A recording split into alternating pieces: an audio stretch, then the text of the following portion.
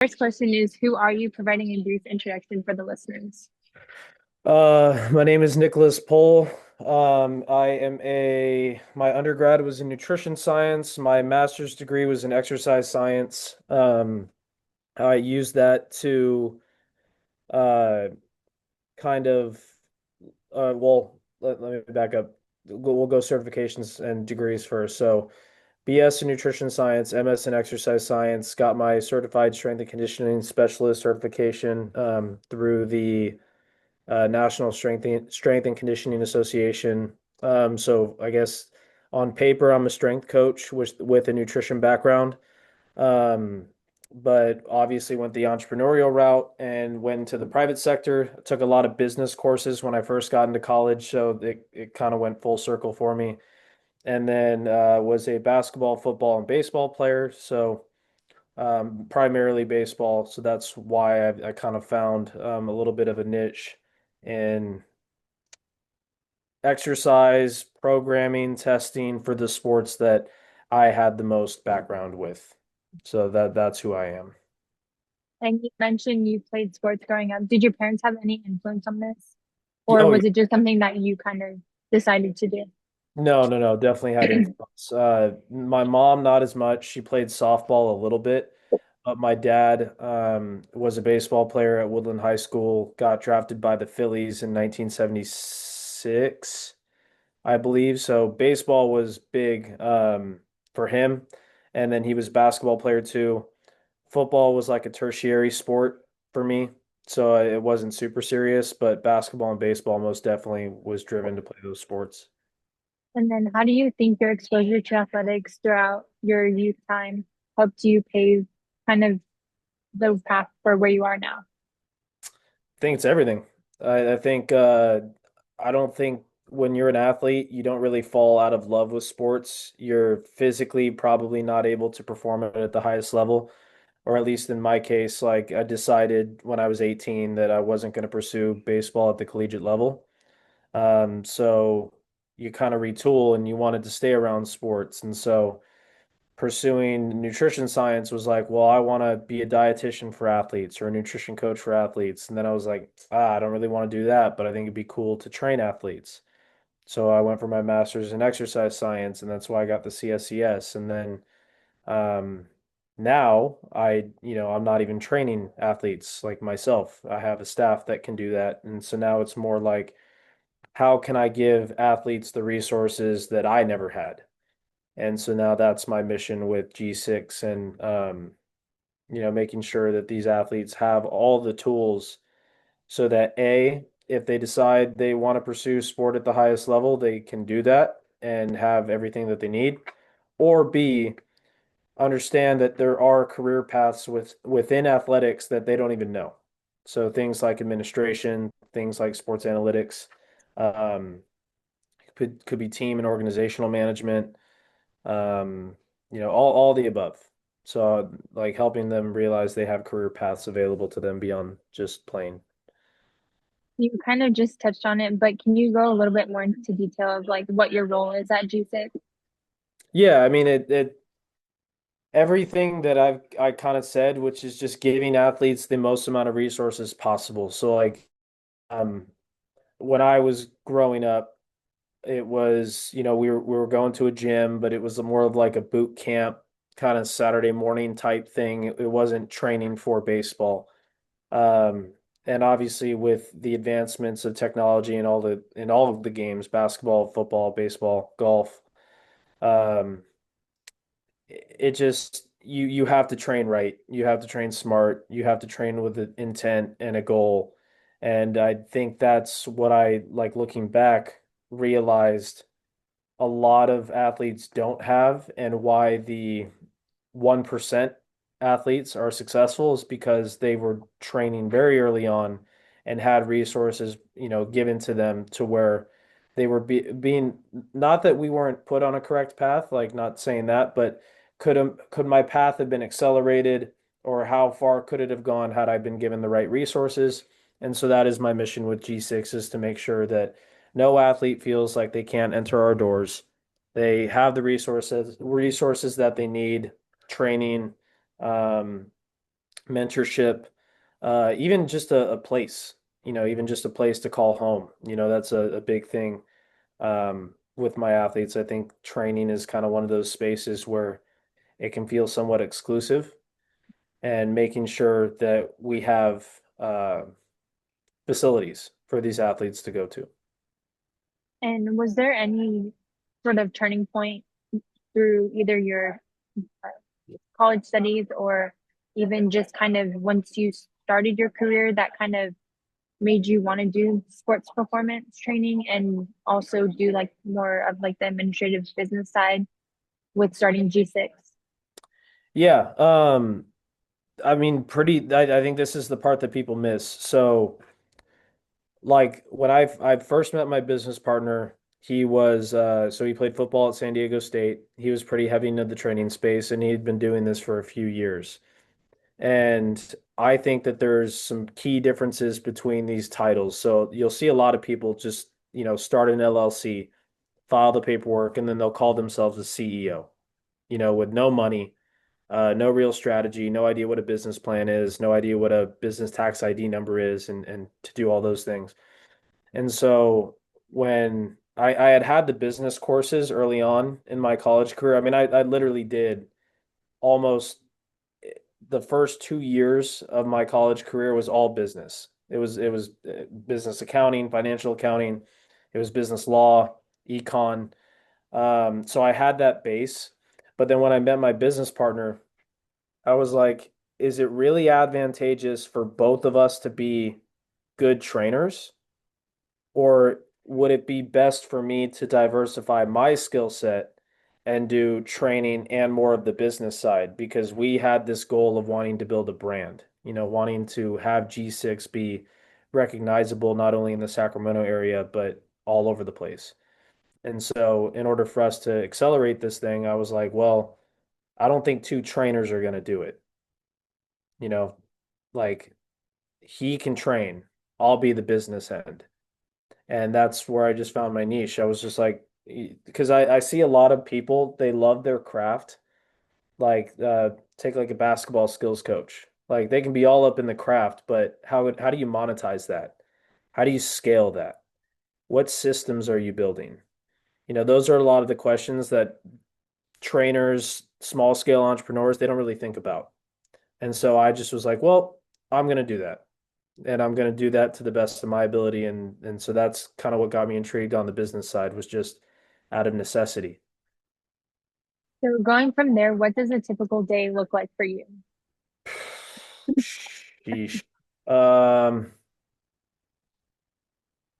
so we've only been in business, or we've only had our brick and mortar location for 2.5 years. So I'll say year one versus what I do now is very different. Year one was basically just build out all of the systems that are necessary for financial accounting, tracking. So things like, do we have a credit card processor? Um, do we have a payroll system? How are we tracking hours for trainers? Are people paying on time? What type of membership are they on? And again, those are the things you don't really think about when you start. You kind of go. And so my day to day was very much like, well, what do we need? And then complete that task. So if we, like, for example, clients need to pay, text those people, make sure they pay, make sure the money hits the account, and then, pay trainers. That was a lot of year one, and then two things that you don't think about when you get a brick and mortar location, things like toilet paper or trash services, um, you know, cleaner, little things. That was year one. Now my day to day is all over the place. It's taking calls with people like you. It's taking other business calls. It's meetings. It's outreach. It could be some of those things that I was talking about, more of the day to day stuff, but it it's kind of whatever the business needs, because we still are at a small scale. So uh, I would say much more recently, it's been a lot of calls and meetings. And then what is offered through G6? Oh, sheesh, another. Yeah, that's um The simple elevator pitch is again, we are trying to provide all of the resources that an athlete could need. Frozen? You're frozen now, yeah. Can you still hear me? I can, yes. Can you still hear me? Yes. Okay, I went frozen for a second. Um, so G6 has six pillars. So physical, mental, career, technical, and then I forget the other two offhand, but we are trying to help you physically, mentally, now career development. And obviously, Dyron talks about this probably quite a bit, but this whole NIL landscape of high school heading into college athletics and really just staying in college athletics. Recovery is another pillar. So making sure that athletes are recovering the way that they need to. So things like our recovery room, Normatec leg sleeves, could be arm sleeves, massage guns, cold plunge, sauna, all that.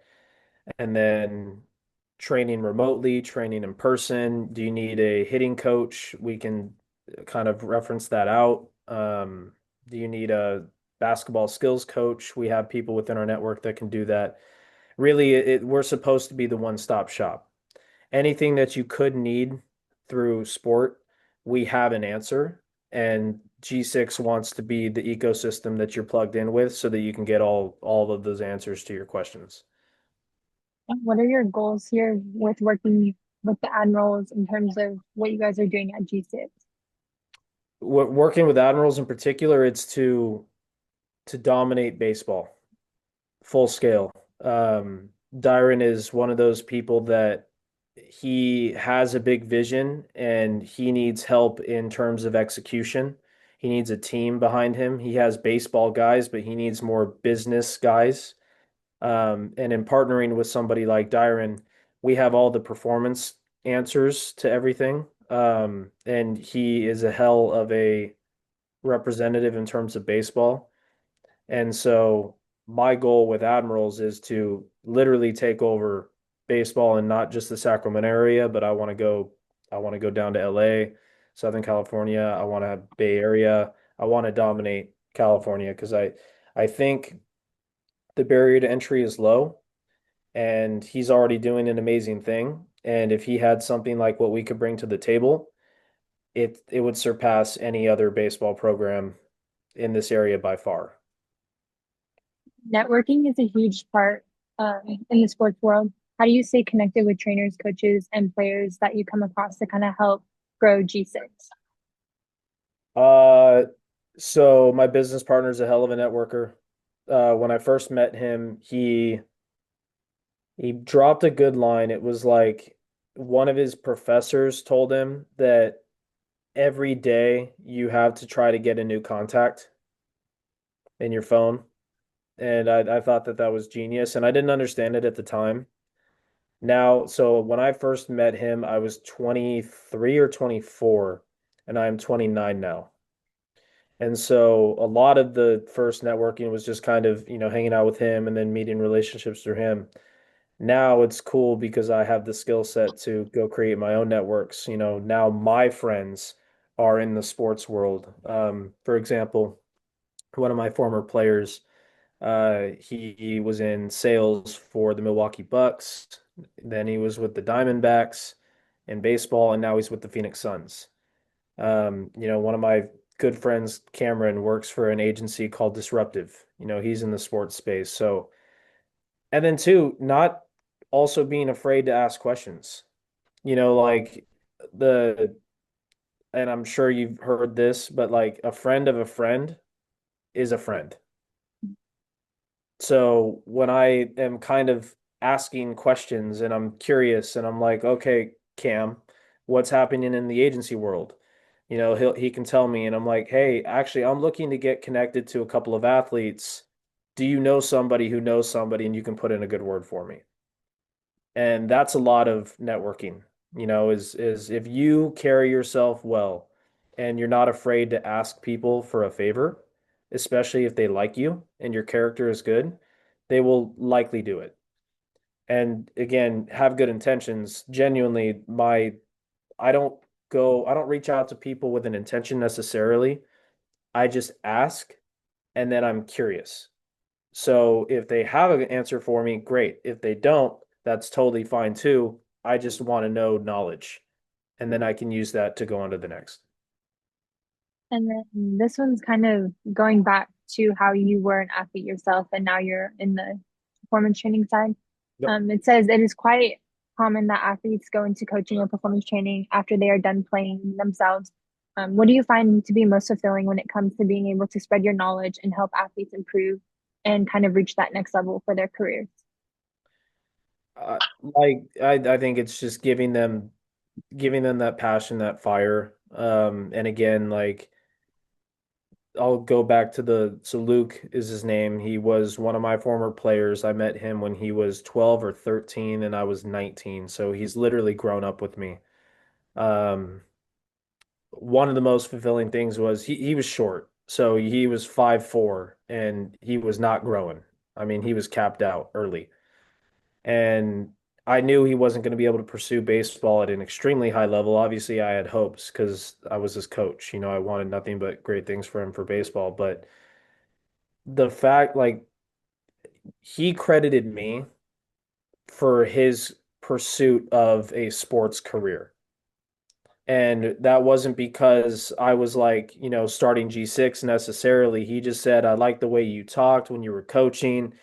You were talking about personal development and career growth, and you had goals and you wanted it to be around sports. And he turned that into going into sports management at Syracuse University. He graduated from there and he turned that into two internships and a job. Now he's 22 and thriving. But with, organizations that growing up watching sports, you'd be like, damn, I want that job. Like Milwaukee Bucks, Arizona Diamondbacks, and the Phoenix Suns. And so my most fulfilling part of coaching now is just getting to see my former athletes or kids that I get to work with, and they come back, which means they genuinely appreciate the relationship, but B, they're doing something that they want to do and they're having fun with it. And the fact that I was even a footnote in that journey is special. And then I get to see them and talk to them and again it gets me emotional because that kid literally credits me for getting his journey started in the sports management world, and I'm like, that's insane because that was not the intention, but obviously I'd love hearing that. What advice would you give to someone just starting out in the sports performance training profession or looking to pursue that as a career? Um, have an idea of what you want to do, but don't be so rigid in what your pursuit is. Because, like I told you, like, first off, I was studying business. Like, then I switched to nutrition science, which was a complete 180. Wasn't even the same picture. And then I was like, I don't want to be a dietitian. So I want to go to exercise science. And now I'm back to the business side. I don't even like Mhm. do really the training side. Obviously, I help with decision making, but I think anybody that wants to get into this has to be one extremely humble. Careers in this space, I think, are typically underpaid. Coaches are underpaid, for sure. And so you have to eat some humble pie. You have to work your way up. And then there are skills that you can learn along the way that whether you're working in the public or private sector, that you need to be working on regardless of if you're going to be self-employed or employed by somebody else. And those are things like sales, talking to people, being not afraid to ask questions and network. And then two, and it's so crazy, but just showing up on time and doing what you say you're going to do. Those are the biggest things. And then what do you wish more people understood about the behind the scenes of the business side of running a business like you do at G6? That it's thankless work and it sucks and no one thinks about it. But you have to do it because if you're trying to reverse engineer a successful company, there are these basic principles, which is like cash flow is king. You have to have cash flow. Whether that money is like say a nonprofit and you're getting donor money to do your things, or somebody's paying you for a service or somebody's paying you for a good, uh, that the cash flow is king. And then build the system around how do you get cash flow. Again, there's independent trainers all over the place doing their thing, working with athletes or working with general population and all that. But that was not our goal. Our goal was to build a brand. And so what comes with brand is scary stuff. Like it's cost. If you had told me at 23 years old, 24 years old that I was going to be getting a $200,000 loan to build out my gym, I would have called you crazy. And but that's the reality. If you're trying to do big things, you have to take big risks. And I think that's something that entrepreneurs, they just don't quite understand when they get into this. They think it's risky, but as soon as it gets a little hard, that's when they dip. And I will say I'm young still. I have by no means achieved really anything. I have a lot of goals. Um, and so you just have to get through that first like year of crap and figure that part out. And then it's a lot smoother on the other side, given that you're trying to learn truly what it takes to become a real business owner versus just that CEO entrepreneur type person. And then finally, to wrap up, where do you see both yourself as well as G6 going from here? Are there any goals or things that you're looking towards? I know you mentioned going down, like expanding to SoCal. Hmm. Just kind of, I guess, touch on that a little bit more. Yeah. Yeah, multiple facility expansion in major markets is really the goal. So Sacramento area, Bay Area, I'll say Southern California. Not sure, quite sure if it's more of like an LA or San Diego. San Diego selfishly, because duh. Yeah. Um, LA, there's just a lot of athletes down there. Beyond that, it'd be like this is big, big picture. It'd be cool if there was something in like a Seattle area, or a Vegas or in Arizona, kind of these athlete hubs, would be really cool. And then truly uh, multi-sport full development. So kind of like what we're talking about with Dyron and the baseball development. It's give the whole picture for everything baseball, softball. And then for basketball, same thing, football, same thing, soccer, same thing, lacrosse, same thing. We want to have full, true development branches of what we're doing and not just training.